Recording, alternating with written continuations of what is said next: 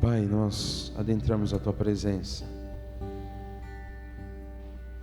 clamando, Pai, ao Senhor, que o Senhor ministre ao nosso coração, através dos louvores, da palavra, do partir do pão. Pai, que isso seja constante em nossa vida, o desejo de estarmos juntos como igreja, Pai.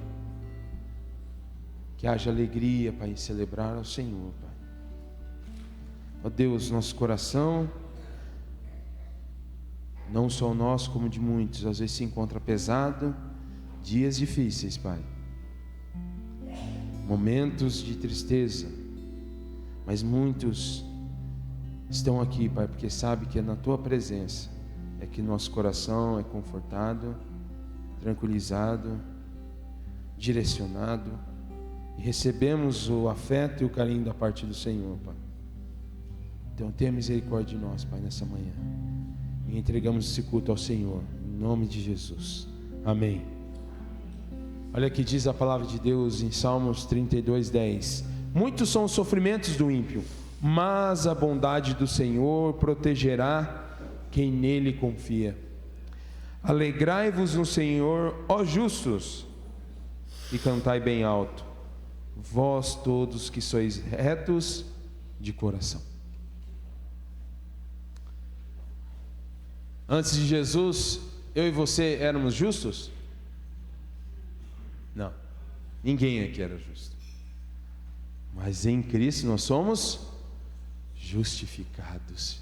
Nenhuma condenação há para aqueles que estão em Cristo Jesus, nosso Senhor. Não tem condenação.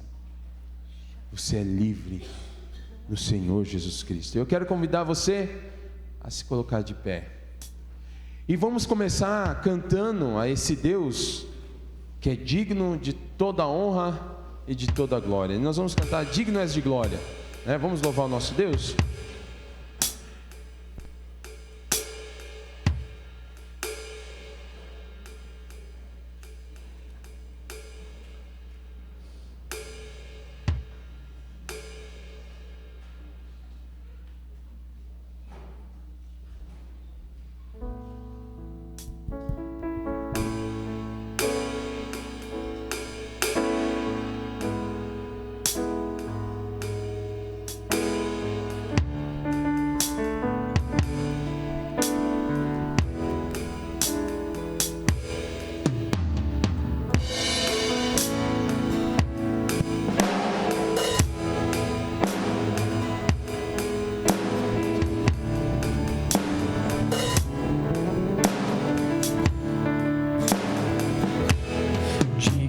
De glória e louvores, levantamos nossas mãos, te adoramos, ó Senhor. Digno és de glória e louvores, levantamos nossas mãos, te adoramos, ó Senhor, porque grande és tu, maravilhas fazes tu, não há outro igual a ti, não há outro igual a ti, Senhor.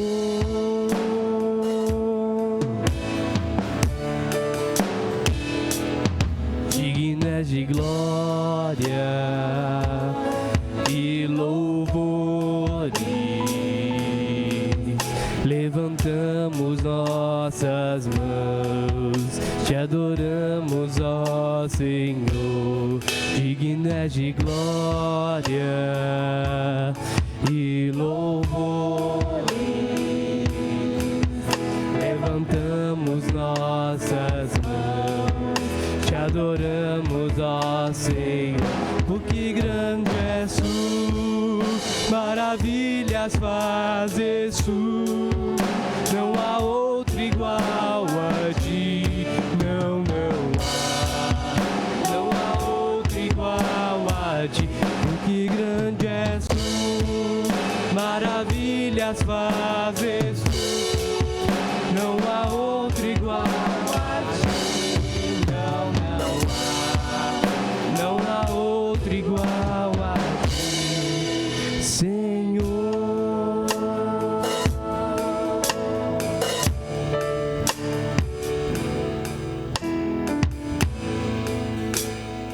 Próxima música, Quão Grande é o Meu Deus. Aí você já pode pensar numa música também para estar cantando, tá bom?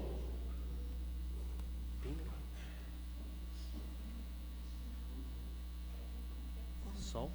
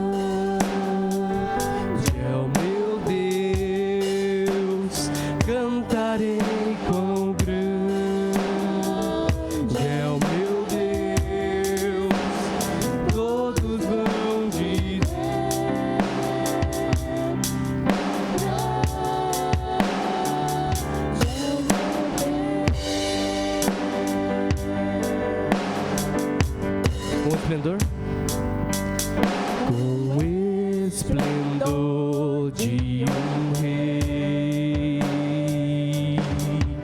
em majestade e luz, faz a terra se alegrar, faz a terra se alegrar.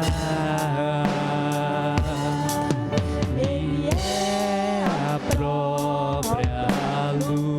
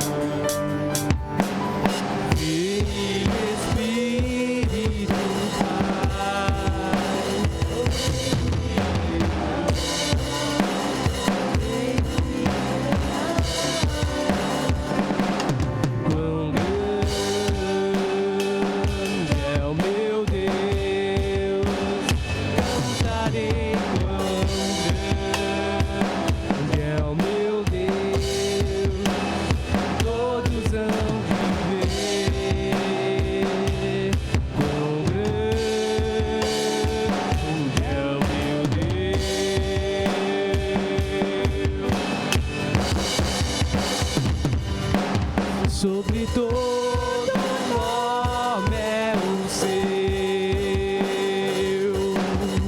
tu és digno de louvor. Eu cantarei, quão grande é o meu Deus, quão grande é meu Deus.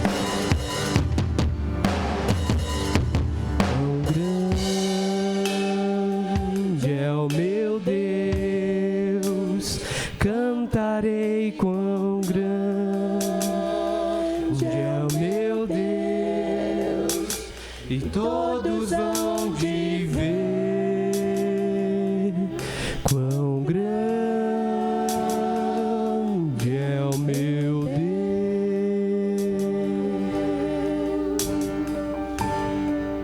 Amém.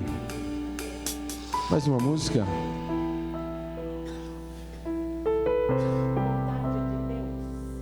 Bondade de Deus.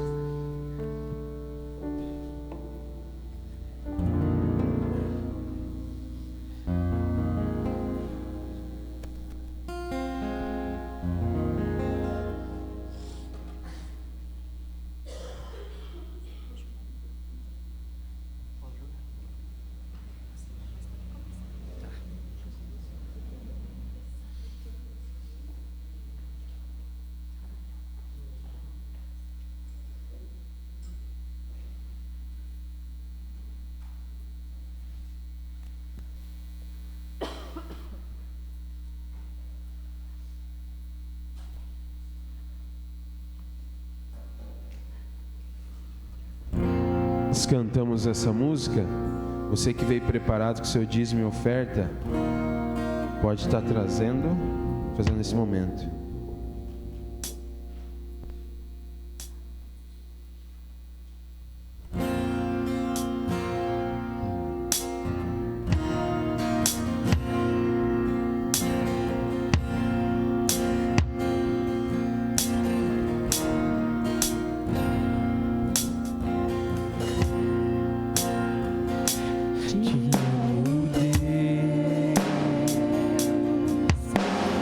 Graça nunca falha.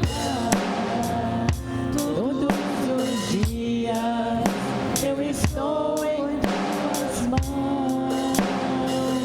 Desde quando me levanto até eu me deitar, eu cantarei da bondade de Deus. Esse é o em todo tempo, em todo tempo tu és tão bom, todo fôlego que tenho, eu cantarei da bondade de Deus. Tua que me guia no meio fogo, na escuridão, tua presença me conforta. Se é Jeová, meu amigo és, meu bondade de Deus.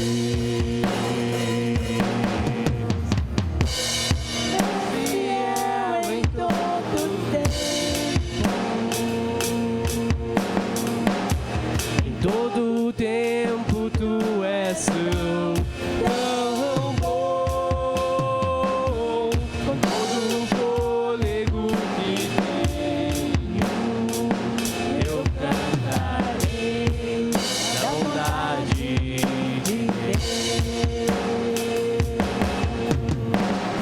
Tua bondade me seguirá, Senhor. Tua bondade me seguirá, Senhor. Me rendo a ti,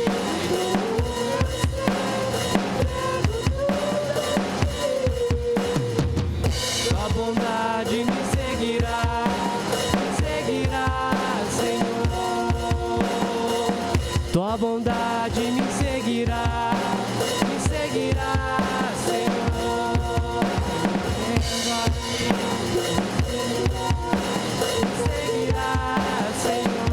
Fiel.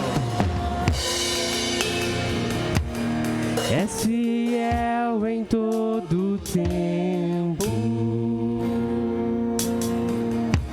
em todo tempo tu és tão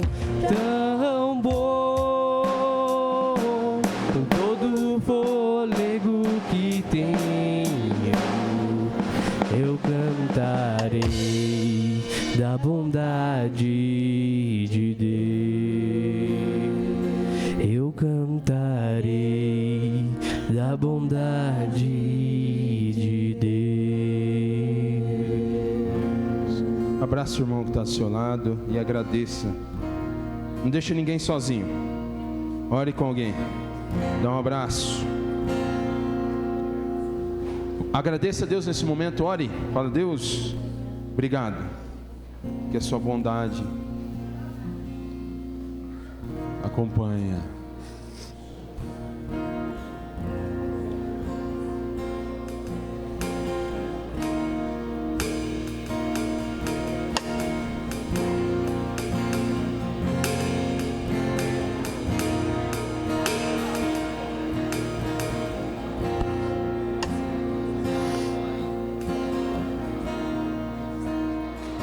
Podemos assentar, irmãos.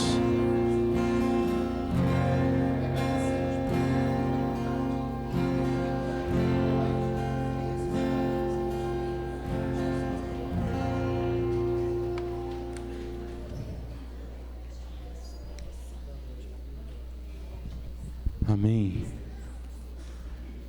Pode se assentar, irmãos. No momento agora nós vamos orar mais uma vez. Sabe por quê, irmãos? Hoje de manhã, meditando num texto da palavra de Deus, Jesus, antes de Judas entregá-lo, ir para o tribunal, antes mesmo, Jesus fez o quê? Jesus saiu para o monte para orar. Olha o que diz a palavra de Deus em Lucas 22, 39. E retirando-se, seguiu como de costume para o Monte das Oliveiras, e os discípulos o acompanharam. Chegou ao lugar, Jesus lhe instruiu: orai para que não venhais cair em tentação.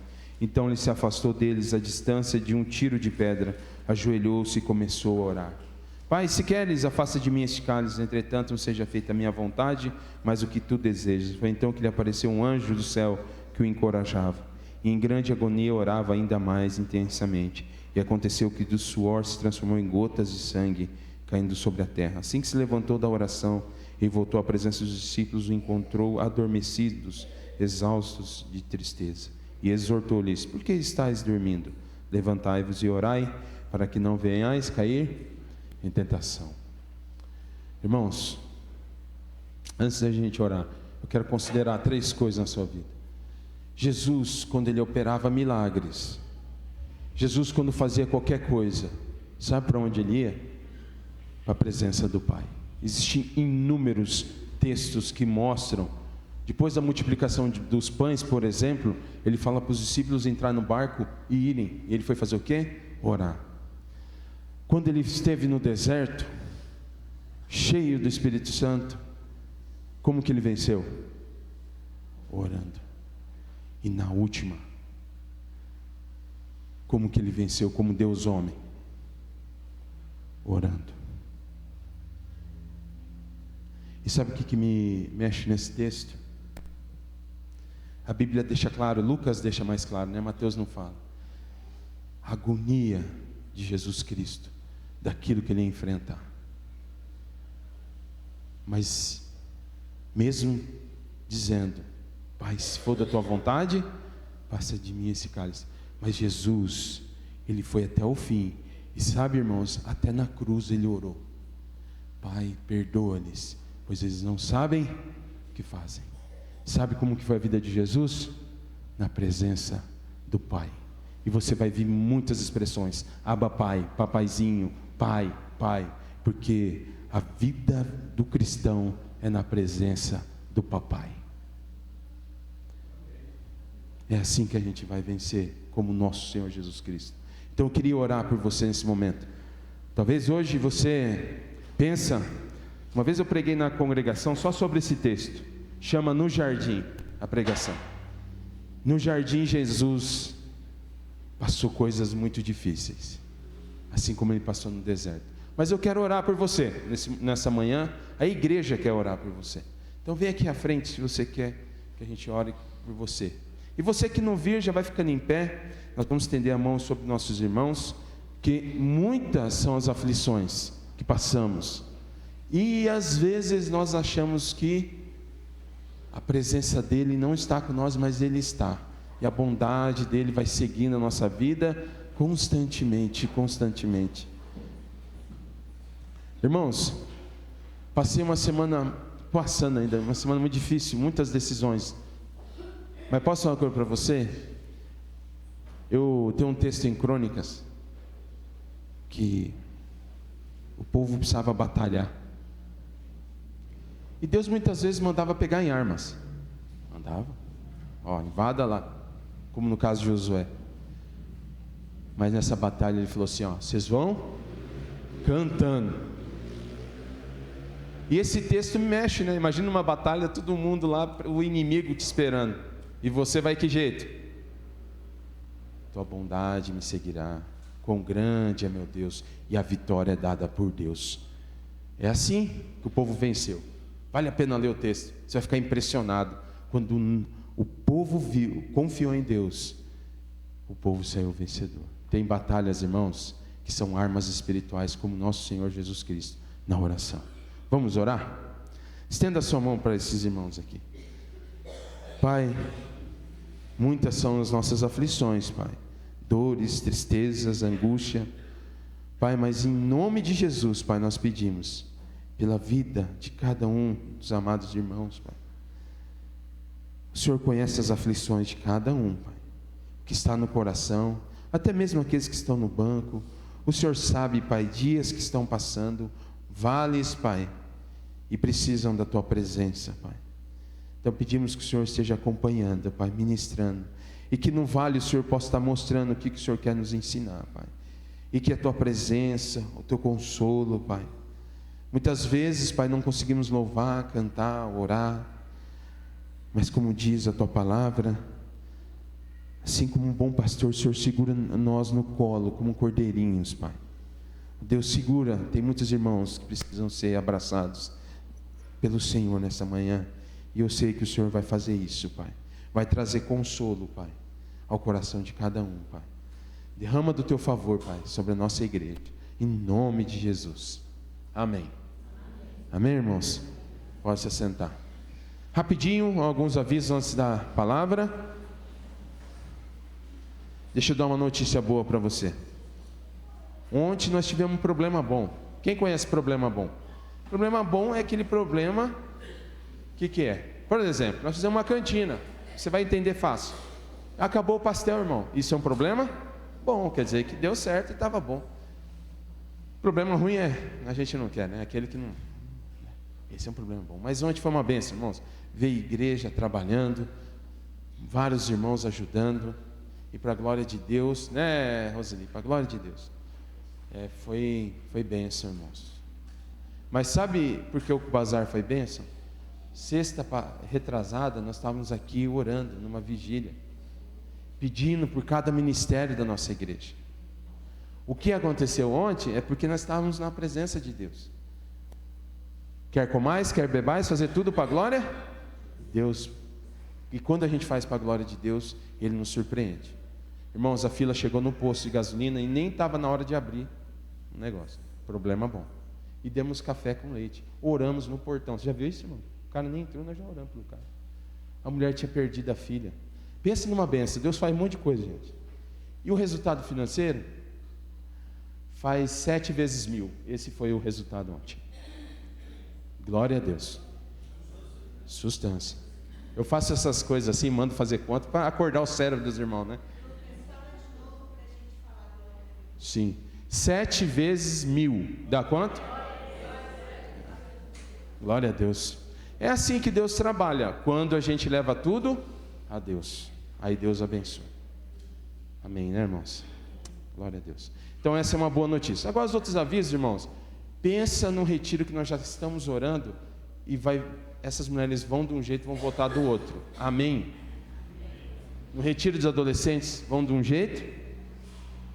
Tudo porque a gente já está orando, irmãos. Você sabia, irmãos, que de quarta-feira tem uma galera que ora para você não sofrer acidente no trânsito. Ora para que seu trabalho, você cresça no seu trabalho. Olha o jeito que os outros oram para você. Já parou para pensar? Ora para você ir bem na sua família. Nós oramos pela igreja, irmãos. Nós amamos os irmãos. Que bênção, né? Às vezes deu certo um negócio no seu dia, ter uma igreja. E esse ano, gente, a campanha de aniversário da igreja já vai ficando no seu coração. Eu amo a minha igreja. Amém, irmãos? Dá uma força aí, fala assim, amém. Quando eu falar um negócio, fala amém. Eu vou dar um carro pro Lucão. Não, peguei o bom. Muito bom, bobeira, esse é do chapeludo, ele que gosta disso. Irmãos, a verdade é que Deus é bom com a gente, amém? Então vai pensando aí, nós vamos gravar os testemunhos do irmão. Você vai pensar numa bênção que aconteceu na sua vida, por fazer parte da barreirinha aqui, né? Eu amo a minha igreja. Nós vamos bombardear a rede social falando da bondade de Deus, amém? Vai se preparando. Outro aviso, irmãos.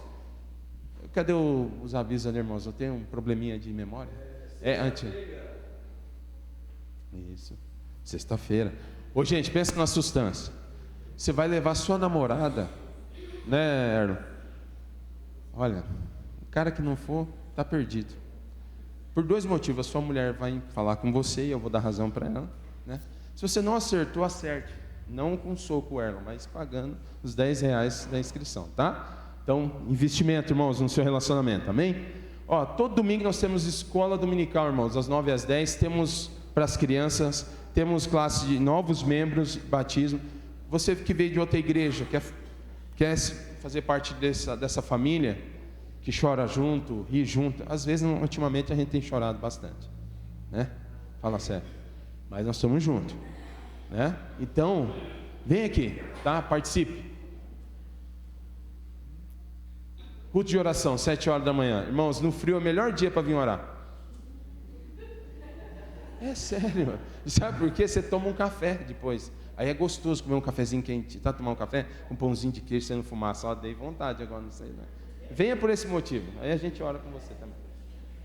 Culto na congregação, irmãos. Bênção demais. Toda quinta às 20 horas e às 18. Irmãos, não sei se você estava aqui no culto que eu compartilhei. Semana retrasada tivemos 3 conversões, irmãos. Num encontro de casais que não tinha nada a ver e a pessoa entregou a vida a Cristo. Num domingo, falando sobre família, mais 2 entregaram a vida a Cristo. A bondade de Deus. E a ceia, né? Você já sabe. Nós estamos aqui celebrando. Gozo da fé, irmãos. Pegou um menininho que acha que é o Neymar, que é alguma coisa. Traz aqui para o Alisson, ele, quem sabe. Mas o mais importante, irmãos, é que é investido na vida desse ser humano. Sabia que o auxiliar do Alisson é fruto do gozo da fé, né? Hoje ele ajuda o Alisson. E também o retiro, irmãos, 29 e 30 de julho, né? Então não percam essa oportunidade. O retiro de adolescentes, já falei. Também se conhece algum adolescente, algum jovem, escreva. Sabe o que você pode fazer, irmão? Se inscrever assim, ó. Deixa eu dar uma dica para você. Pensa num sobrinho ou num amiguinho do seu sobrinho ou do seu filho, alguma coisa. Você pega assim, enfia a mão assim, ó, do lado direito assim, abre a carteira, ó, estou inscrevendo essa pessoa. Entendeu? Precisa de legenda? Não. Então, pronto, está escrito. Acho que é isso, né? As crianças podem... lembrei, tá vendo? Programa ao vivo. Eu ensinei a Marta, ela falou, Lucas, eu preciso dar um aviso. Eu falei, se você não fizer assim com o dedo, ó, eu não vou saber, tá? Então... Mas as crianças já podem subir, né, gente, para o seu culto e depois vamos passar para a palavra. Bom dia, igreja. Eu vou continuar no embalo do pastor Lucas. Qual que é o lema da nossa igreja? A igreja que se importa, o povo que se importa. Então, é sobre isso que eu vou falar agora. 2 assuntos. A família do Edmundo não está aqui hoje, né? A Noemi e o Edmundo não estão aqui. Por quê? Porque a nossa igreja se importa. Uma irmã da nossa célula fez uma cirurgia de grande porte, está em recuperação e precisa da ceia. Aí o Edmundo foi levar. Só que daí já vai fazer um cultinho lá nessa família. E nós íamos depois da ceia aqui. Mas conversando com o Edmundo, ele falou, nós vamos chegar bem na hora do almoço, é meio, né? Então eles estão lá nesse momento na casa da Dona Maria, do seu Romão, fazendo um cultinho. É uma igreja que se importa. Outro assunto maravilhoso, graças a Deus, aí a liderança da igreja confiou em mim o ministério da Cesta do Amor. E a gente tem sentido muita deficiência, né, pastor, da igreja. A igreja está devendo muitos quilinhos de açúcar e feijão aqui para nós. Conversando também com a liderança, a gente combinou todo domingo de ceia vai ser o domingo de nós repor a Cesta do Amor. Pode ser aleatório também, sem dúvida nenhuma, mas que seja um dia de repor os alimentos da Cesta do Amor. Também a gente conversando, porque tudo a gente vai aprendendo. Então agora vai ter um cadastro, vai ter um livro, toda a doação que chegar vai ser anotada e toda doação que sair também vai ser anotada. Para que família, qual é o endereço, fazer uma visita, ou por que essa família está passando por essa necessidade, é falta de emprego, é o quê? Para a gente realmente abraçar essa família que a gente está abençoando. Outro ponto, foi melhor, conversando com os pastores aqui, que a doação seja feita de 1 quilo, não de 5 quilos, porque de 1 quilo você abençoa 5 famílias. Uma de 5 quilos você abençoa uma, de 1 quilo você abençoa 5. Você coloca 1 quilo de arroz, feijão, café. Nós ganhamos até material de higiene, detergente, sabão. Então, tudo, gente, é bem-vindo. E tem membros da nossa igreja que passam por necessidade. Então, eu peço para vocês, tenham esse olhar clínico de perceber que aquela irmã está precisando. Muitas vezes eles têm vergonha, ficam constrangidos, não querem falar. Mas perceba. E vem até nós, a mim, a Elvira, o Lucas, enfim. A Larissa, mãe da Milena, também, ela ficou junto com deu muitas ideias boas sobre nós manter o estoque desse material, desses alimentos. Cuidar o vencimento, ter um trabalho assim de excelência. E eu conto com a participação de todos vocês, irmãos. Certo? Uma vez por mês, não custa a gente trazer 1 quilo, uma lata de óleo, seja lá o que for. Tá bom? Muito obrigada. Obrigado, Marta. Hoje nós temos uma visitante, pelo olhar ali, é meio parecido, né? Qual é o seu nome? Miriam, seja bem-vinda, viu? Em nome de Jesus, viu? Muito bom. Temos mais algum visitante? Os demais já são nossos conhecidos, né? Passo a palavra para o Alisson. Vai estar ministrando a palavra de Deus nessa manhã.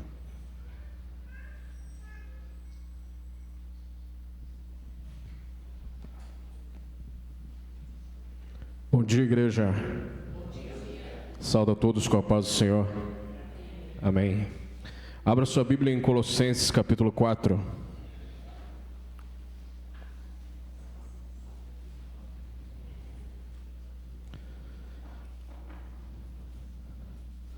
Colossenses capítulo 4. Nós vamos meditar do versículo 2 ao versículo 6.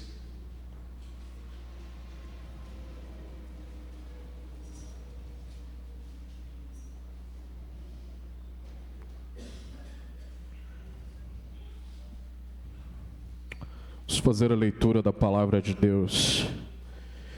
Perseverai na oração, vigiando com ações de graças. Suplicai ao mesmo tempo também por nós, para que Deus nos abra a porta à palavra, a fim de falarmos do mistério de Cristo, pelo qual também estou algemado, para que eu o manifeste como devo fazer.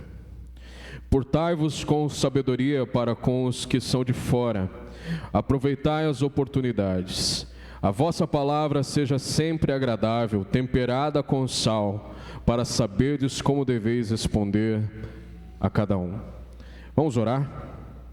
Querido Deus, peço da tua graça nesse momento sobre a minha vida, que teu Espírito Santo guie na mensagem, na interpretação, nas aplicações, a fim de que tudo aquilo que for dito aqui venha do Senhor.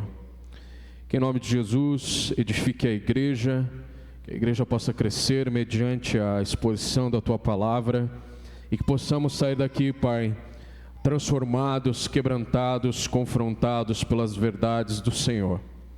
Obrigado porque é um privilégio servir a igreja e pregar a tua palavra, Deus. Muito obrigado por teu grande amor.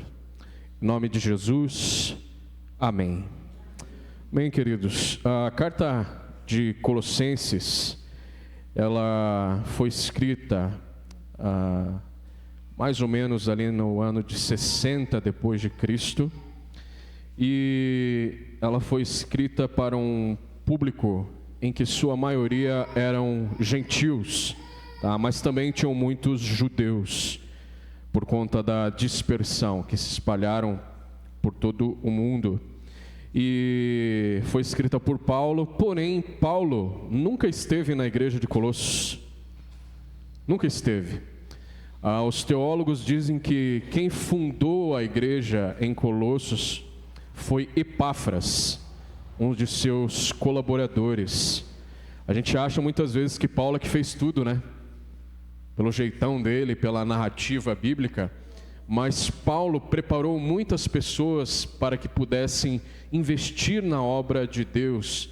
Paulo preparou muitos líderes para que ficassem nas igrejas e ensinassem o evangelho do nosso Senhor Jesus Cristo. E esse é o caso de Colossos. É uma igreja em que Paulo nunca esteve, mas tinha alguém lá que era preparado, treinado e, acima de tudo, um cristão fervoroso no Senhor. Está ali no capítulo 2, né, no versículo 1, a gente vê essa informação. Gostaria, pois, que soubesseis quão grande luta venho mantendo por vós, pelos laodicenses e por quantos não me viram face a face. Então é uma igreja que conhecia Paulo, não só por ouvir das coisas que Paulo fazia, mas pelos discípulos que Paulo formou, discípulos para Cristo, né? Paulo tinha uma visão do reino. Paulo não formava discípulos para ele, Paulo formava discípulos para Jesus, e por isso eram homens e mulheres de Deus que cooperaram para a expansão do evangelho. E a carta à igreja de Colossos, ela é uma carta que a gente observando numa leitura, a gente acaba tendo a ideia de que ela é uma carta de confronto, né? E de fato, ela é usada para isso, porque naquela época, no meio da igreja, e é muito interessante, irmãos, eu sempre quando eu leio e estudo as cartas de Paulo, a gente percebe que os movimentos de heresia surgiam de dentro da igreja, não vinha de fora, não vinha de outros lugares, muitas vezes surgiam de dentro da igreja. O famoso lobo na pele de cordeiro, os falsos mestres. E aqui não era diferente, estava emergindo uma heresia que era uma mistura de filosofia grega com judaísmo. Eles faziam um misto de tudo isso e começavam a ensinar na igreja, nas casas das pessoas. E Paulo de fato confronta essa heresia, né? Era uma mistura do legalismo, né? daquela vida pelos ritos, e com as filosofias gregas que veneravam outros deuses, falsos deuses, e que também criam, né? Veneravam planetas, estrelas e tudo mais. Era uma mistureba de um monte de coisa. Isso estava entrando dentro da igreja e Paulo está confrontando de fato essas heresias, mas o principal objetivo da carta à igreja de Colossos é exaltar a supremacia de Cristo. Porque Cristo é o cabeça da igreja. Cristo é o fundamento da nossa fé. Onde Cristo é pregado, ensinado, heresia nenhuma vai entrar. E por isso Paulo exalta a beleza da majestade de Jesus Cristo. Até porque uma dos ensinos dessas filosofias era de que Cristo não podia ser Deus, porque Ele era homem. Mas nós temos aqui no capítulo 2, inclusive, versículo 9, olha, no versículo 8, desculpe. Cuidado que ninguém vos venha enredar com sua filosofia e vãs sutilezas, conforme a tradição dos homens, conforme os rudimentos do mundo, e não segundo a Cristo. Porquanto nele habita corporalmente toda a plenitude da divindade. É isso que a carta de Colossenses vai exaltar: a divindade, a plenitude, a supremacia de Jesus Cristo. E o que é interessante das cartas de Paulo, de sua maioria, é que geralmente no começo as cartas de Paulo, nos primeiros capítulos, ela é uma parte mais teórica, mais teológica, e no final a aplicação daquele conhecimento, a aplicação daqueles ensinos na vida comum, no cotidiano da vida da igreja. E aqui no capítulo 4 é isso que nós vamos observar. Como a aplicação daqueles ensinos que Paulo está dando a respeito da divindade de Cristo, da plenitude de Cristo, da supremacia de Cristo, deve nos impactar no nosso cotidiano, na nossa vida, na vida comum, no nosso dia a dia. E o texto, ele é muito interessante porque ele vai falar sobre evangelismo e testemunho.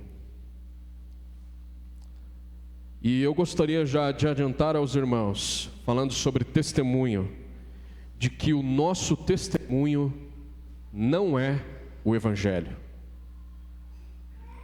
O nosso testemunho não é o evangelho. Mas nós já vamos ver o porquê, tá bom? Versículo 2. O que antecede o evangelismo? O que antecede a prática da doutrina cristã? O que antecede a vida cristã? O que deve anteceder o nosso testemunho?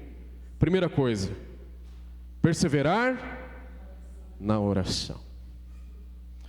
Eu sei que muitos irmãos devem passar a mesma condição que eu.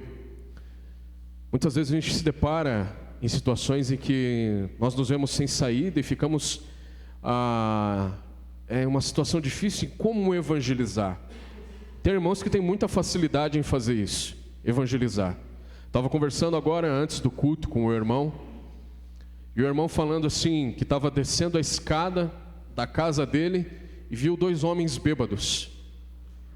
E ele sentiu no coração que devia evangelizar aqueles homens bêbados. E evangelizou. Se fosse eu, gente, ia descer, ia xingar ali mentalmente, né? Nossa, cedo já, desse jeito, e ia tomar o meu rumo. Tem irmãos que têm essa facilidade, mas eu encontro muitas vezes dificuldade em relação a como aproveitar as oportunidades que Deus nos dá para falar do Evangelho. Mas se você tem alguma dificuldade, faça isso que Paulo está fazendo, que Paulo está ensinando. Persevere na oração. E perseverar é demonstrar através da sua vida a total dependência de Deus, é estar submisso à vontade de Deus e ao seu poder soberano. Persevere na oração. Antes de tudo, às vezes a gente realmente tem alguns contextos em que nós vivemos, em que pregar o Evangelho se torna uma situação difícil. E antes de você se apavorar, antes de você desistir, ore ao Senhor pedindo para que Ele te dê a direção do que falar, de como falar, a forma como falar. E esse irmão, ele deu um exemplo que é de um grupo muito específico. Ele fala que Deus tem dado muitas oportunidades para ele falar para pessoas que são dependentes químicos. É um grupo muito específico. E a maneira como você fala com esse grupo é uma forma específica. Assim como uma forma específica para falar com crianças. Então muitas vezes nós estamos em realidades que a gente precisa entregar a mensagem de uma forma diferente. E isso nos dá um certo medo, um certo temor. Mas ore ao Senhor.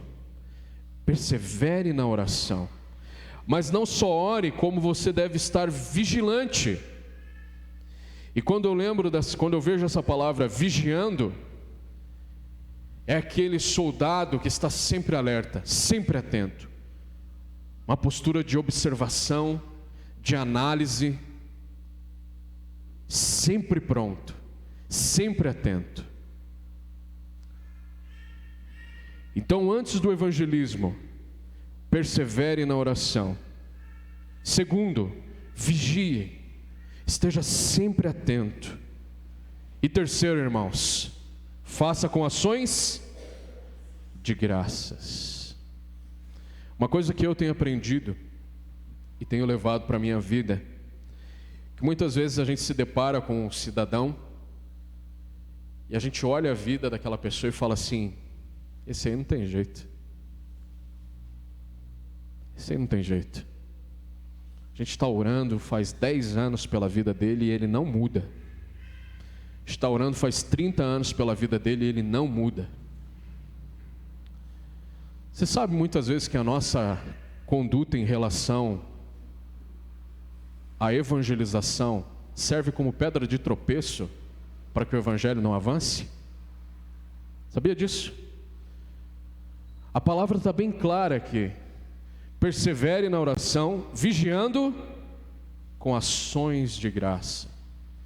Uma postura de adoração, louvando a Deus, sempre exaltando a Deus pelas oportunidades que Ele dá para pregar o evangelho.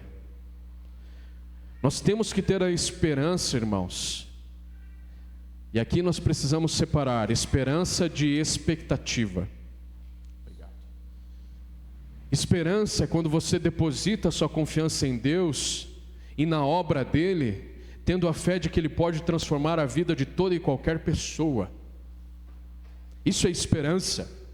Esperança de que Deus pode fazer a obra na vida de qualquer pessoa. Agora, expectativa é quando você acha que por suas próprias forças aquela pessoa vai mudar. E é por isso que nós nos frustramos. Porque muitas vezes nós evangelizamos, nós oramos, nós vigiamos, mas quando evangelizamos nós achamos que nós transformamos a pessoa. Quando é Deus que faz a obra. E quando nós colocamos isso no nosso coração e na nossa mente, de que Deus é que faz a obra, nós sempre vamos fazer a obra de Deus, principalmente quando se trata de evangelização, com ações de graça. Porque é Deus em quem faz. Deus nos dá o privilégio de participar da obra que Ele já tem feito. Então, irmãos, antes de evangelizar, persevere na oração. Dependa do Senhor, dependa do Espírito Santo. Vigie, sempre atento àquilo que Deus quer falar ao seu coração. Sempre atento às oportunidades que Ele tem te dado. Sempre atento àquilo que Deus tem feito. As pessoas que Deus tem colocado na sua vida. Eu, por exemplo, esses dias eu estava voltando do trabalho, pegar o ônibus e encontrei no ônibus um dos meninos que fez parte do Gols da Fé e que nós conhecemos ali no projeto da Saibreira. Menino que já é pai, tá grande. Essas coisas não acontecem do nada, né? Ontem nós estávamos conversando, né? Essas coisas não acontecem ao acaso. Você está andando na rua e você vê alguém que já fez parte da nossa igreja, alguém que você já ministrou a palavra. São oportunidades que Deus te dá para pregar o evangelho, para testemunhar do amor de Deus. Por isso que nós precisamos perseverar na oração, estar sempre atentos, vigiando e fazer isso com ações de graça. Mas há um quarto elemento da oração que antecede o evangelismo. É a súplica. Eu gosto desse versículo aqui, que ele me ensina muito, porque é o apóstolo Paulo que está falando. Olha o que ele diz, versículo 3. Suplicai ao mesmo tempo também por nós, para que Deus nos abra a porta à palavra, a fim de falarmos do mistério de Cristo, pelo qual também estou algemado. Eu gosto desse texto porque é Paulo que está falando. E quem conhece a história de Paulo sabia que ele pregava em todo e qualquer momento, não é verdade? Os caras batiam nele, ele levantava e ia lá pregava. O maluco caía de sono, ele lá ressuscitava o rapaz, lá acordava o rapaz de novo e continuava pregando. Ele estava no meio dos estudiosos, dos conhecedores, ele ia lá e pregava. Ele estava no meio de uma discussão com outro, ia lá e pregava. Ele pregava o tempo todo. Mas Paulo está pedindo aqui, supliquem. Igreja, peçam a Deus para que Ele nos abra a porta, para que Ele nos dê uma oportunidade para falar. E sabe o que isso me ensina? Que na obra de evangelização, de pregação do Evangelho, nós temos que estar totalmente dependentes do Senhor. Em todo tempo você precisa depender de Deus, pedindo uma oportunidade, pedindo para que Ele abra a porta, para que pessoas possam conhecer ao Senhor. Porque sabe qual é a maior manifestação de amor que você pode dar para alguém? É que ela seja alcançada por Jesus. Eu falo nos jovens, você tem que ser amigo de não cristão por interesse, sabia? Você tem que fazer amizade com gente que não é crente por interesse. Mas qual que deve ser o seu interesse? Ganhar ela para Jesus Cristo. Ganhar ela para Jesus. Então, Paulo nos ensina, através do versículo 3, que a obra é do Senhor, que as portas que são abertas é o Senhor quem abre, que a força que conduz os passos de Paulo ao evangelismo é a força que vem do Senhor. Ele pede uma oportunidade. E eu gosto muito do conteúdo da pregação de Paulo. E aí eu vou naquele ponto de que o nosso testemunho não é o Evangelho.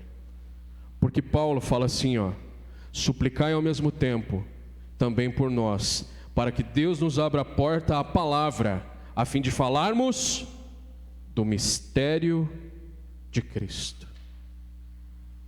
O conteúdo da pregação, o conteúdo da mensagem de Paulo, não é sobre o que ele faz ou o que ele fez pela igreja, o que ele fez pela igreja de Colossos, ou o que ele fez durante o seu ministério. A palavra, o conteúdo da mensagem não é sobre os feitos dos discípulos de Paulo. O conteúdo do evangelho, o conteúdo da evangelização é o mistério de Cristo. E que mistério é esse? Paulo está usando uma linguagem que as filosofias da época usavam. Mistério, rudimentos, filosofias.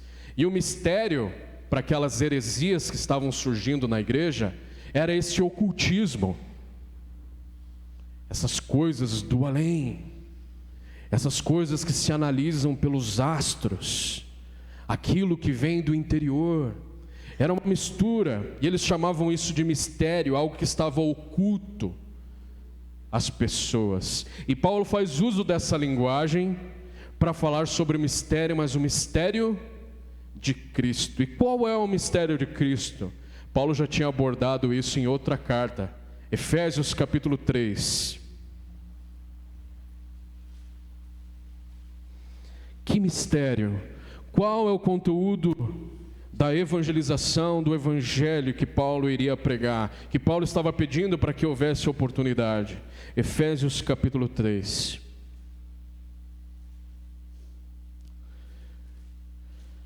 Versículo 3.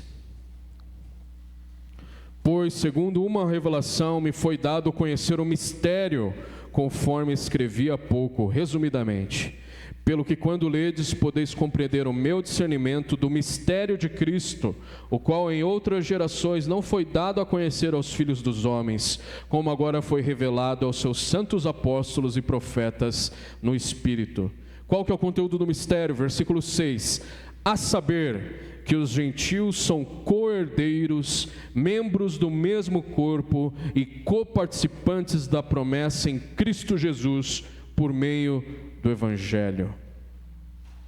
Esse é o conteúdo do mistério que Paulo queria pregar na cidade de Colossos.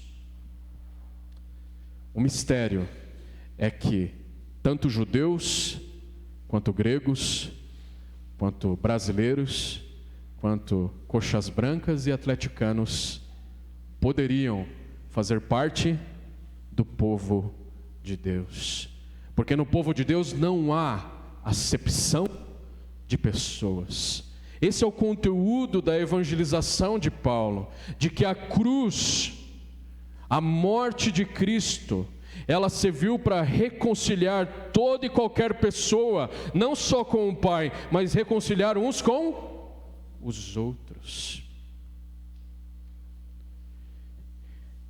De que tanto o judeu quanto aquele que não era um judeu podem ser povo de Deus, se crerem no nome de Cristo Jesus. Esse é o conteúdo do Evangelho. Paulo não está falando dos feitos, Paulo não está falando do seu testemunho, ensinando aquilo que Cristo fez. Eu acho interessante que esse mistério, ele tem tudo a ver com a narrativa bíblica, com a revelação progressiva do plano de redenção de Deus, porque esse mistério estava oculto. Quando você lê o Antigo Testamento, você vê, as manifestações de graça, elas estão ali, de certa forma, sobre o povo de Israel. Mas você vê muitas pessoas que não são do povo se convertendo. Mas você vê na narrativa o povo de Israel como representantes da aliança de Deus, mostrando ao mundo quem é o Deus que fez e criou tudo. E depois esse mistério, ele vai deixando de ser um mistério, quando Deus expande o seu povo e a sua família, estendendo a salvação a todas as nações. Esse era um mistério que estava oculto, mas que lá em Abraão já tinha sido dito que ele seria pai de muitas nações. Lá em Gênesis já falava sobre isso, mas a revelação ela é progressiva, ela tem uma forma de acontecer. E aqui esse mistério não é mais oculto. Tanto judeus quanto gentios em Cristo são um só povo, e esse era o conteúdo da mensagem de Paulo. E por que Paulo queria uma oportunidade? Por que Paulo suplica por uma oportunidade para pregar o Evangelho? Porque se ele não fizer, ele não tem propósito. Olha o que ele diz na continuidade do versículo 3. A palavra a fim de falarmos do mistério de Cristo, pelo qual também estou algemado. Paulo está preso ao Evangelho. Paulo precisa falar do Evangelho, não só porque há um dever, e ele vai falar daqui a pouco sobre isso. Falar do Evangelho, evangelizar, não é um dever para Paulo, não é só um dever para Paulo e para todos nós como igreja e como cristãos, mas falar do Evangelho é o que nos faz estarmos aqui hoje. Falar do Evangelho é o nosso propósito enquanto igreja. Falar do Evangelho é o nosso chamado, é o chamado que Jesus fez a nós.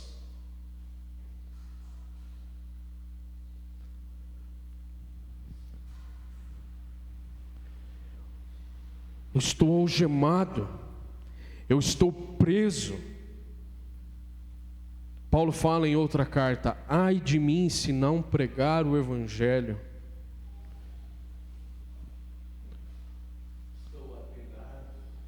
Estou atrelado. Gosto de Filipenses, eu sei que é em outro contexto, mas ele fala assim, quando ele está preso, ele fala assim: eu estou preso, mas a palavra não. O apóstolo preso ao Evangelho sabe que se ele não pregar, ele não tem razão para viver. Por isso que eu falei lá atrás, gente, que a gente tem que fazer amizades não cristãs por interesse. Mas qual que é o nosso interesse? Falar de Jesus o tempo todo. E qual que deve ser o conteúdo da nossa mensagem? Cristo, que reconcilia não só você com o Pai, mas nos reconcilia uns com os outros. Esse é o conteúdo do Evangelho. Por isso que eu disse, irmãos, que o nosso testemunho não é o Evangelho. O Evangelho é Jesus Cristo. O Evangelho é aquilo que Cristo fez. Porém, aí tem o porém. Versículo 5. Portai-vos com sabedoria para com os que são de fora. Aproveitai as oportunidades. O nosso testemunho não é o Evangelho, a mensagem do Evangelho é sobre Cristo, mas a maneira como nós vivemos, ela reflete as verdades do Evangelho. Nosso testemunho não é o Evangelho, mas a maneira como nós vivemos, ela reflete as verdades do Evangelho. Nosso testemunho não confirma o Evangelho também, gente. Deus não precisa da gente para que a sua palavra seja confirmada. Não, a palavra dele é perfeita. Mas nós, através do nosso modo de vida, a maneira como nós vivemos, como nós nos relacionamos uns com os outros, e aqui no caso com os de fora. Quem são os de fora? Os que não são cristãos. Ela manifesta as verdades do Evangelho.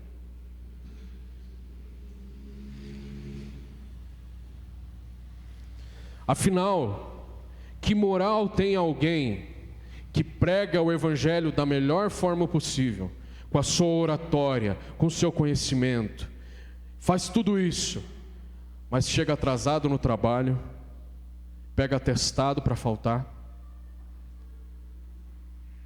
Que moral tem uma pessoa assim para pregar o Evangelho? Os fariseus eram acusados disso. Eles falavam da lei, mas a vida deles estavam distantes dos seus ensinos. E Jesus é muito duro com os fariseus. Ele fala assim: vocês estão fechando as portas para as pessoas ouvirem o Evangelho. Está lá em Mateus 23. A maneira como vocês vivem. E Jesus até fala assim, vocês que estão ouvindo os ensinos dos fariseus, só ouçam o que eles dizem, mas não vejam a maneira como eles vivem. Nós precisamos pregar a mensagem, o mistério de Cristo. Cristo morto que reconcilia as pessoas com Deus e uns com os outros. Mas o nosso testemunho é de extrema importância para que as verdades do Evangelho sejam manifestas. Portai-vos com sabedoria para com os que são de fora.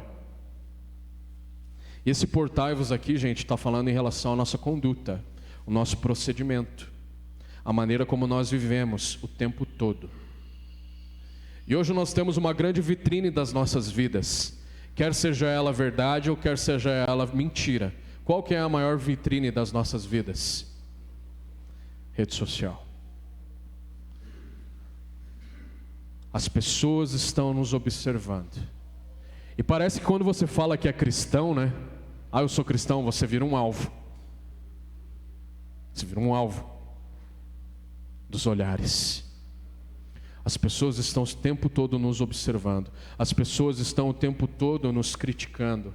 As pessoas estão o tempo todo analisando as nossas ações, a fim de perceber em nós se aquilo que nós falamos, de fato nós cremos pela forma como nós vivemos. A sua conduta deve ser com sabedoria. Mas essa sabedoria aqui, ela não está, e Paulo usa sabedoria, porque o povo, aquelas heresias que estavam entrando dentro da igreja, eram heresias que preservavam, e reconheciam uma sabedoria. Elas valorizavam um certo conhecimento, mas esse certo conhecimento estava distante daquilo que Paulo ensinava e que a palavra diz. Sabedoria aqui é temer a Deus, como diz lá em Provérbios. O temor do Senhor é o princípio da sabedoria. Então só vai se portar com sabedoria quem teme ao Senhor, quem conhece a Deus, quem está engajado, atrelado às verdades do Evangelho. Somente pessoas assim vão viver com sabedoria, porque é a palavra que valida o nosso testemunho, não o nosso testemunho que valida a palavra. É a maneira como nós nos aproximamos de Deus, a maneira como nós buscamos a Deus, que vai fazer com que nós nos portemos com sabedoria diante de toda e qualquer situação. E aí eu pergunto para você, porque eu já fiz essa pergunta para mim: o quanto eu tenho buscado a Deus? O quanto eu tenho me aproximado das verdades do Evangelho? O quanto eu tenho me inundado da presença do Senhor? O quanto eu tenho sido cheio do Espírito Santo? O quanto eu tenho perseverado na oração? O quanto eu tenho vigiado? O quanto eu tenho feito isso com louvor e adoração a Deus? Porque somente assim a nossa pregação e o nosso testemunho vão ter efeito aonde nós estivermos. Quando nós nos portarmos com sabedoria, e essa sabedoria vem de alguém que teme e conhece ao Deus verdadeiro. E é o Evangelho de Cristo Jesus. E aqui está falando do nosso relacionamento com pessoas não cristãs. Portai-vos com sabedoria para com os que são de fora. Se nós perguntássemos, para quem tem funcionário aqui, se nós perguntássemos para um funcionário seu, como que ele é no trabalho? Se nós perguntássemos para o seu filho, que talvez não conhece o Evangelho, que você tem orado para que ele aceite a Jesus, mas se nós perguntássemos para ele como que ela ou ele é em casa, como é que eles são em casa? Se eu perguntasse para o teu vizinho de apartamento ou lá do condomínio, como que é o teu vizinho? Ele é lá da minha igreja, mas eu quero saber como que ele é aqui de segunda a sexta. Qual seria as notícias dessas pessoas?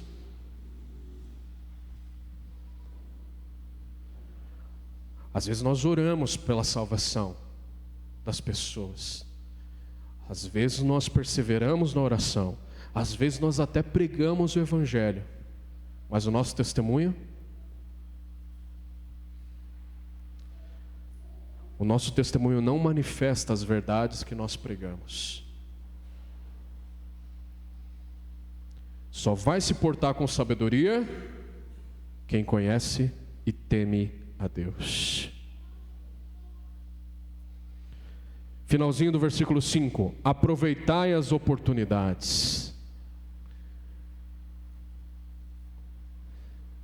Lembro até hoje de uma frase de um amigo meu que diz assim: sabe qual que é a oportunidade? A oportunidade é você.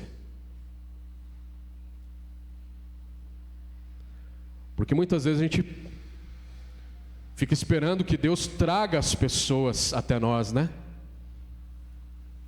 E não que seja errado, não estou dizendo que é errado. Eu estava fazendo um curso lá na PIB, e o pastor que estava dando a aula falou assim, o pastor Tiago lá de Missões: Deus ele está fazendo, parece um movimento contrário, porque está trazendo as nações até o Brasil. E a nossa igreja é um exemplo de muitas pessoas de outras nações aqui. E Deus faz mesmo, muitas vezes Deus traz pessoas de outros lugares para que a igreja possa pregar o Evangelho. E nós às vezes oramos dessa forma: Deus traz aquela pessoa. Mas a oportunidade de pregar o Evangelho é você, porque você tem a palavra da salvação. Seja para um bêbado que está caído na frente da sua casa, seja para o seu vizinho ou para o seu amigo, a oportunidade já foi dada. Aproveite as oportunidades. Muitas vezes a gente pede para que Deus nos dê a oportunidade, mas a gente mesmo deixa a oportunidade passar. A gente pede para Deus abrir a porta, e quando Deus abre a gente vai lá e fecha. Porque o nosso testemunho não está tão legal.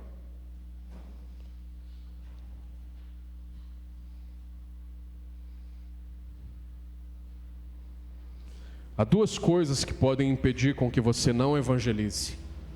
Segundo esse texto, duas coisas. A primeira delas é não se portar com sabedoria. E a segunda delas está no versículo 6. A vossa palavra seja sempre agradável, temperada com sal, para saberdes como deveis responder a cada um. A primeira coisa que pode fazer com que uma oportunidade passe por nós sem ser aproveitada é um testemunho fora do padrão de Deus. E a segunda coisa é quando a nossa palavra é sossa. Todo mundo sabe aqui o que é comer uma comida sem sal. Paulo fala, a vossa palavra seja sempre agradável. E aqui Paulo não quer dizer assim, que você tem que concordar com tudo, que você tem que ser submisso a toda e qualquer ideia ou posicionamento que um amigo seu, alguém que você está evangelizando e orando, coloca. Não é que você tem que ser conivente e omisso com mentiras que são contadas para você. E eu sei que muitos de nós aqui, nos nossos ambientes, em que nós temos pessoas não cristãs, muitas delas se posicionam de uma forma que é contra a palavra. E esse Paulo não está dizendo que a gente tem que ser a favor, ou se omitir, ou ficar quieto. Mas Paulo está falando assim, ó, se posicione, mas com amor, com firmeza, mas com amor. Defenda o Evangelho, pregue o Evangelho, ainda que esse confronte a vida daquelas pessoas, e o Evangelho sempre vai fazer isso, tá, irmãos? O Evangelho fala de amor, mas ele fala também de pecado e condenação. O Evangelho sempre vai confrontar. Mas faça isso com mansidão, faça isso com firmeza, mas com amor. É isso que Paulo está querendo dizer. Não é você ser conivente com as coisas que são ditas por aí, que não são da palavra de Deus, que não fazem parte daquilo que Deus nos diz, mas é você confrontar essas verdades, confrontar o pecado das pessoas com amor, com a esperança de que ela seja salva, não que ela vá para o inferno. Muitas vezes a gente prega querendo que a pessoa vá para o inferno, parece, não é verdade? Você tem que pregar com a esperança de que ela seja alcançada por Jesus. Amor, mas com firmeza. É aquela coisa, né? Bate, mas assopra depois, né? Ou assopra, depois bate, não sei. Mas enfim, a ideia é que é isso que Paulo está dizendo. A vossa palavra seja sempre agradável, temperada com sal. Olha só, Paulo põe até um temperinho, né? Temperinho, né? O sal. O que Paulo quer dizer? Comida sem sal é sem graça. Nosso filho, por exemplo, ele não pode comer sal. A gente não está dando ainda para ele. E às vezes eu dou uma beliscada, e a Cris, né, até põe uns temperinhos lá, uns temperinhos que a gente tem em casa, mas não põe sal. Aí eu como a comida dele, às vezes dou uma beliscadinha para ver como é que é. Bem sem graça, né? Bem sem graça mesmo. Por quê? Porque o sal daquele... O sal levanta, né? Quem assiste MasterChef aqui, ó, o sal, né, levanta os sabores das outras coisas e não sei o que, bababá. Mas o sal faz essa diferença na comida. E o que o Paulo está dizendo assim é que a sua palavra tem que influenciar as pessoas. A sua palavra tem que, de alguma forma, transformar as pessoas. Só que tem dois movimentos que o evangelismo faz. Dois, tem até mais, mas vamos se prender a dois aqui. Quando você evangeliza, as pessoas podem receber aquela palavra, não é verdade? A pessoa fica: nossa, que palavra que você deu hoje, hein? Oh, muito obrigado. Mas tem um outro movimento, que é a pessoa rejeitar. Só que os dois movimentos mostram que a palavra influenciou, sendo para o bem ou sendo para o mal. É isso que Paulo quer dizer. A tua palavra tem que influenciar as pessoas, a tua palavra tem que impactar as pessoas, a tua palavra tem que ter esse sabor. E aí as pessoas podem gostar ou podem não gostar, mas ela tem que influenciar. Mas uma palavra temperada com sal é igual quando você vai cozinhar. Cozinhar leva tempo. Cozinhar demanda trabalho. Cozinhar demanda estudo, conhecimento. A sua palavra só vai ser temperada com sal quando você investir tempo Preparo na presença do Senhor. Aí o seu testemunho vai ser com sabedoria. A sua palavra vai ser sempre agradável. E ela vai ser temperada com sal. E aí você vai estar preparado para isso que Paulo diz aqui no final do versículo 6. Para saberdes como deveis responder a cada um. Voltando lá no começo, sabe quando eu disse que às vezes a gente tem medo de evangelizar? Porque a gente às vezes tem medo das perguntas que vão ser feitas e a gente talvez acha que não vai saber responder. Vai vir alguém com uma pergunta difícil. Às vezes até pela reação das pessoas, né? A gente tem medo de evangelizar. Ah, mas será que ela vai continuar sendo minha amiga se eu falar de Jesus para ela? Mas irmãos, o final do versículo 6 é o que deve também nos encorajar a evangelizar. Por quê? Quando o nosso testemunho for dado com sabedoria, quando a nossa palavra for temperada com sal, for uma palavra que influencia, quando nós estivermos algemados, assim como Paulo ao Evangelho, quando o conteúdo da nossa pregação for o mistério de Cristo, aquilo que Cristo fez, quando nós suplicarmos, nós irmos a Ele com ação de graça, vigiando, em oração, perseverando, com certeza, nós vamos estar preparados para toda e qualquer situação. Quem que nos dá essa certeza? É o Alisson? Não, é a palavra de Deus. Então, irmãos, antes do evangelismo, persevere na oração, vigie com ações de graças, suplique para que Deus abra a porta. E aqui eu esqueci até de comentar, Paulo, ele queria que a porta fosse aberta, mas que fosse uma oportunidade clara de evangelização. Porque vamos pensar, né, gente, vamos colocar no lugar de Paulo. Paulo apanhou muito na vida, foi preso muito na vida. Ele queria uma oportunidade um pouco mais tranquila para pregar o Evangelho. Deus abre uma porta para que eu possa falar claramente. Porque Paulo era ser humano, né? A gente acha às vezes que Paulo era um mutante, sei lá, alguém da Marvel. Paulo era um ser humano.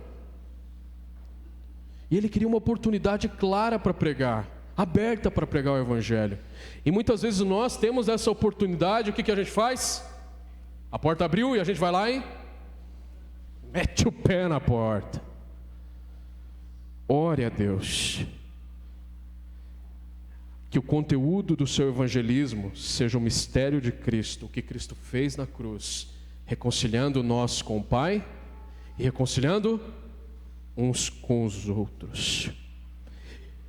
Porte-se com sabedoria, que a sua conduta revele que você teme e ama a Deus, e que sua palavra seja sempre agradável e influencie a vida das pessoas.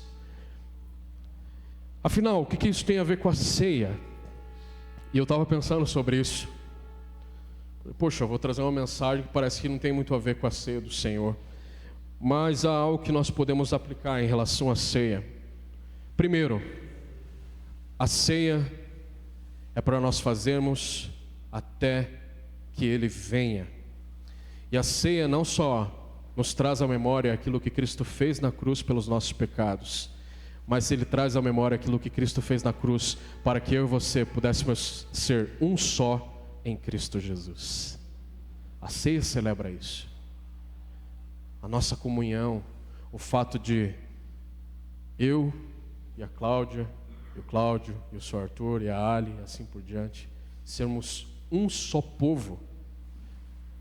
Você já pensou na complexidade que é a igreja? Cada um aqui veio de um lugar, cada um tem a sua origem, uma nacionalidade, descendência. Mas apesar de todas essas diferenças culturais e de tradições, Deus fez que eu e você sejamos um só em Cristo. Esse é o mistério, de que não há acepção, de que ninguém é melhor que ninguém, porque Cristo nos fez um só povo nele. E a ceia celebra isso. Eu e você somos um. E um segundo ponto em relação à ceia é que o fato de eu e você sermos um deve manifestar a presença de Jesus para aqueles que estão fora. A nossa comunhão deve ser tão intensa, a nossa comunhão deve estar tão solidificada e fundamentada na obra de Jesus, que ela vai manifestar a presença dele aos que estão lá fora. E as pessoas lá fora vão ver o quanto nós nos amamos e quanto nós amamos o nosso Deus, que elas vão ser impactadas por essa verdade. Amém? Deus te abençoe.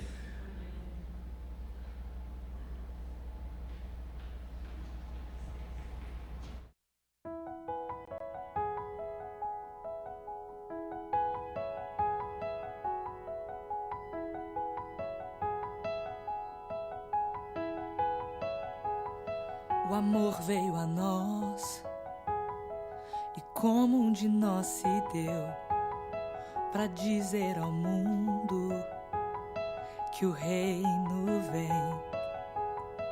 E entre os povos já posso ouvir aqueles que louvam o Rei dos Reis. Seja eu anunciar teu reino, com justiça e amor governas. Eu não posso compreender, me rendo. Erguerei a minha voz para dizer: por onde for, serei tuas mãos, aqui ou onde me enviar, me entrego, podes me usar. Por onde for, seja expressão do teu amor,